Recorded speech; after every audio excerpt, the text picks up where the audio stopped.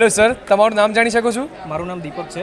Okay, મને જાણવા મળ્યું છે કે તમે દાસ એક્સપોમાં એમએસએમઈના થ્રુ આવ્યા છો. જી. તો તમને કેવો એક્સપિરિયન્સ રહ્યો એમએસએમઈના થ્રુ અહીંયા આવવામાં? બહુ સરસ એક્સપિરિયન્સ છે. ખેડૂતોનો પણ અહીંયા જમાવડો બહુ વધારે જોવા મળી રહ્યો છે. લોકલ ખેડૂતો પ્લસ આજુબાજુના ગામડાઓમાંથી બહુ સારો એવો પ્રતિસાદ મળી રહ્યો છે.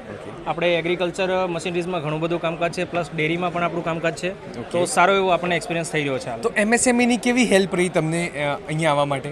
એમએસએમઈની હેલ્પમાં એવું છે કે આપણને એના અંડરમાં રજિસ્ટ્રી જે છે એના કારણે ખેડૂતોને આપણા પર ટ્રસ્ટ એક આરામથી બેસી શકે છે. Right. જેનાથી આપણે પ્રોડક્ટમાં રિસેલિંગમાં વધારે આપણને બેનિફિટ થઈ શકે છે. કરેક્ટ, સાચી વાત છે. તો તમારું કેવું એક્સપિરિયન્સ છે હજી સુધી ઓર્ગેનાઇઝિંગ ટીમના તરફથી એમએસએમઈમાં છો તો તમે?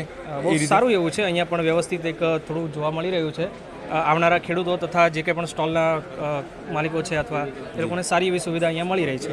ઇનફ ચાન્સીસ છે. ઓકે, સો દાસ એક્સપોનો કેવો એક્સપિરિયન્સ રહ્યો આ 2 દિવસનો? સારો એવો છે. જે પ્રમાણેની સુવિધા એક્સપ્લેન કરવામાં આવી છે આપણને થોડો વ્યવસ્થિત પ્રતિસાદ મળ્યો છે. Okay, thank you so much sir. તમારા જોડે વાત કરવામાં મજા આવી. Thank you.